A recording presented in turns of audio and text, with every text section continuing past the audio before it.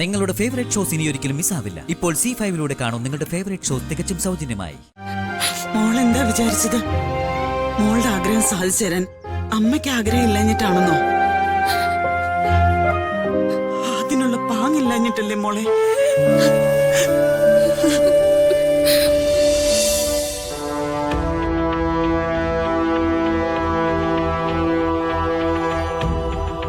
നിങ്ങൾ പോകാൻ ഇറങ്ങിയതല്ലേ? ഹാപ്പി ആയിട്ട് പോയി വാ.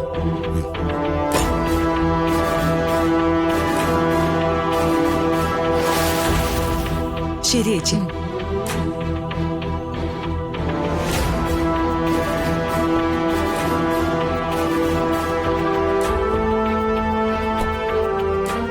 മാഡം, ഋതിക മാഡം ഇവിടെ തനിച്ച.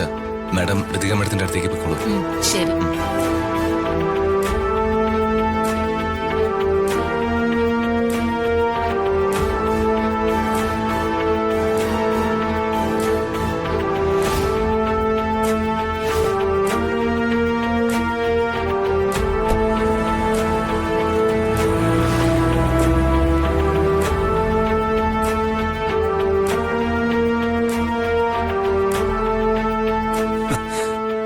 എങ്ങനെ അമ്മാവൻ എന്നെ കുറിച്ച് അന്വേഷിക്കാൻ പോവാണെന്നോ? എങ്കിൽ അതെനിക്കൊന്ന് കാണണമല്ലോ.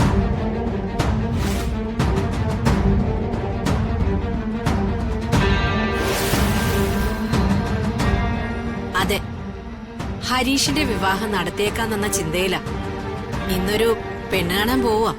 ആ പെണ്ണ് സുന്ദരി തന്നെ. പക്ഷെ നമുക്കതല്ലല്ലോ, സ്ത്രീധനമല്ലേ പ്രധാനം.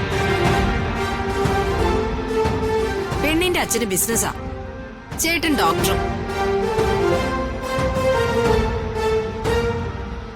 എടീ, ഞാൻ കുറച്ചു കഴിഞ്ഞ് വിളിക്കാം. എന്നെ കാണാൻ വളരെ വേണ്ടപ്പെട്ട ഒരാള് വരുന്നുണ്ട്.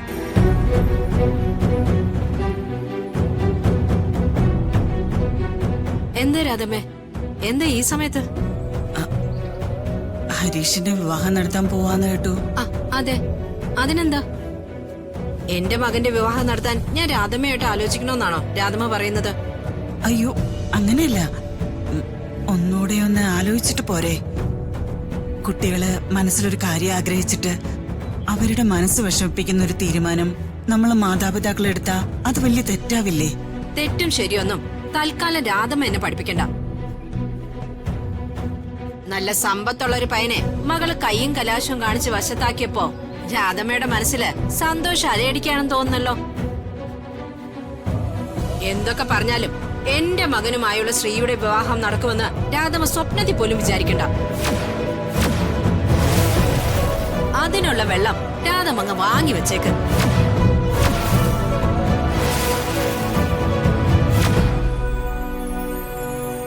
ചേച്ചി, ഞാൻ പറയുന്ന ഒന്ന് മനസ്സിലാക്ക്. സ്വത്തും പണവും ഒന്നും മോഹിച്ചല്ല ഞാനീ സംസാരിക്കുന്നേ.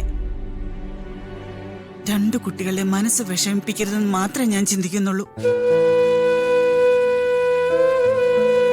ശ്രീലക്ഷ്മി നന്നായിട്ട് പഠിക്കുന്ന കുട്ടിയാണെന്ന് രുക്മിണി ചേച്ചിക്ക് അറിയാലോ. ഞങ്ങൾക്ക് കുറച്ച് സമയം താ. അവള് പഠിച്ചൊരു ജോലിയാവുമ്പോ മോശമല്ലാത്തൊരു തുക സ്ത്രീധനം തന്ന് നമുക്ക് അവരുടെ വിവാഹം നടത്താം. രുക്മിണി ചേച്ചി ഇതിലൊന്നും പറയരുത്. രുക്മിണി പറയും, പ്രവർത്തിക്കും. ഉണ്ടായിരുന്ന ഒരു പെണ്ണിനെ കൈവിട്ട് നിൽക്കുക ഞാൻ. അത് പിന്നെ വീട്ടിൽ നിന്ന് ഇറക്കി വിടുന്ന പെണ്ണെന്നോർത്ത് സമാധാനിക്കോ ഞാൻ? പക്ഷേ എന്റെ മകന്റെ കാര്യം അങ്ങനല്ല. അവനുള്ള ആസ്തിയുടെ ഇരട്ടി ആസ്തിയുള്ള കുടുംബത്തിനെ ഞാൻ അവന് വിവാഹാലോചനകൾ സ്വീകരിക്കും. ഇത് രുക്മിണി എടുത്തിരിക്കുന്ന തീരുമാനോ? ഈ തീരുമാനത്തിൽ ഒരു മാറ്റം ഉണ്ടാവില്ല. എന്തു പറഞ്ഞാലും എത്ര ആവർത്തിച്ച് പറഞ്ഞാലും സമ്പത്ത്, പണം, ആസ്തി ഇത് മാത്രമേ നിങ്ങൾക്ക് പറയാനുള്ളൂ. ഇനി ഞാൻ എന്റെ തീരുമാനം പറയാം. ഓഹോ, എന്താ രാധമ്മയുടെ തീരുമാനം? എന്റെ മകൻ രാജുവിനെ വിവാഹം കഴിക്കാന്നുള്ള നിങ്ങളുടെ മകളുടെ ആഗ്രഹം ഉണ്ടല്ലോ, അത് നടക്കാൻ പോകുന്നില്ല. രമ്യയോട് ആ ആഗ്രഹം അങ്ങ് മറക്കാൻ പറഞ്ഞേക്ക്. എന്താ, നിങ്ങളുടെ മകള് അതനുസരിക്കോ? അയ്യോ രാധമ്മേ, രാധമ്മ ഇത് മറക്കണം. രമ്യ രാജുവിനെ മറക്കണം.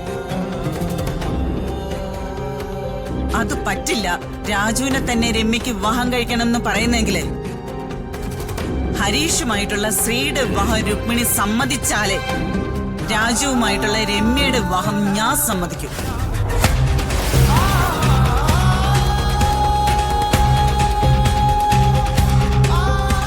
ഏയ് രാധമേ നിക്ക്, ഞാൻ പറയുന്നൊന്ന് കേക്ക്. രാധമേ ഞാനൊന്ന് പറയട്ടെ.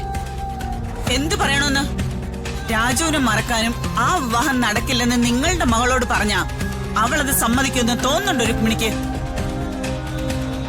പക്ഷേ ഞാൻ പറഞ്ഞ എന്റെ മകൾ കേൾക്കും. അവൾ ഞാൻ പറയുന്നത് എന്തു അനുസരിക്കും. എന്റെ വാക്കുകൾ കൊണ്ട് അവളുടെ മനസ്സിനെ ഞാൻ കെട്ടിയിട്ടിരിക്കുക. അവളുടെ വിഷമം കണ്ട് നിങ്ങളോട് യാചിക്കാൻ വന്ന എന്നോട് നിങ്ങൾ സമ്പത്തിന്റെ ആസയുടെ കണക്കുകൾ നിരത്തി എന്നെ പരിഹസിക്കുന്നു. എന്റെ തീരുമാനം ഞാൻ പറഞ്ഞത് തന്നെ രുക്മിണി, അതിന് മാറ്റം ഉണ്ടാവില്ല.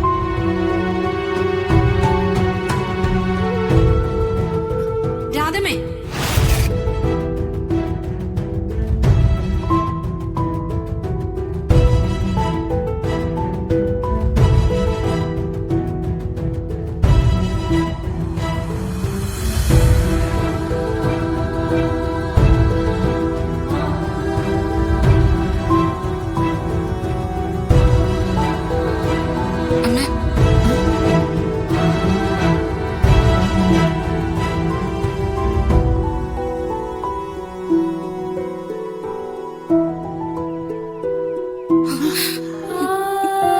എന്താ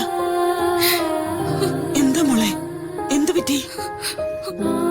അമ്മ പറഞ്ഞതൊക്കെ ഞാൻ കേട്ടു. അമ്മ എനിക്ക് വേണ്ടി അത്രയൊക്കെ സംസാരിക്കുമെന്ന് ഞാൻ ഓർത്തില്ല.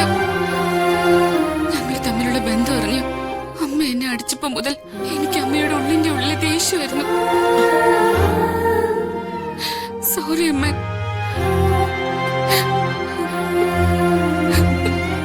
അയ്യോ എന്താ ശ്രീത, നീ ഇങ്ങനെ കരയല്ലേ?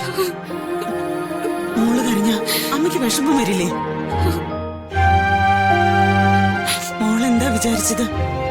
മോളുടെ ആഗ്രഹം സാധിച്ചു തരാൻ അമ്മയ്ക്ക് ആഗ്രഹം ഇല്ലാഞ്ഞിട്ടാണെന്നോ? അതിനുള്ള പാങ്ങില്ലാഞ്ഞിട്ടല്ലേ മോളെ?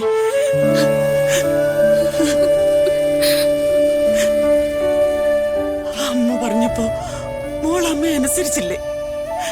അപ്പോ മോൾക്ക് വേണ്ടി അമ്മ സംസാരിക്കണ്ടേ? അമ്മയല്ലാതെ വേറെ ആരാ മോൾക്ക് വേണ്ടി സംസാരിക്കുക? മോള് സമാധാനായിട്ടിരിക്കും. ദൈവം നമ്മുടെ കൂടെയുണ്ട് മോളെ.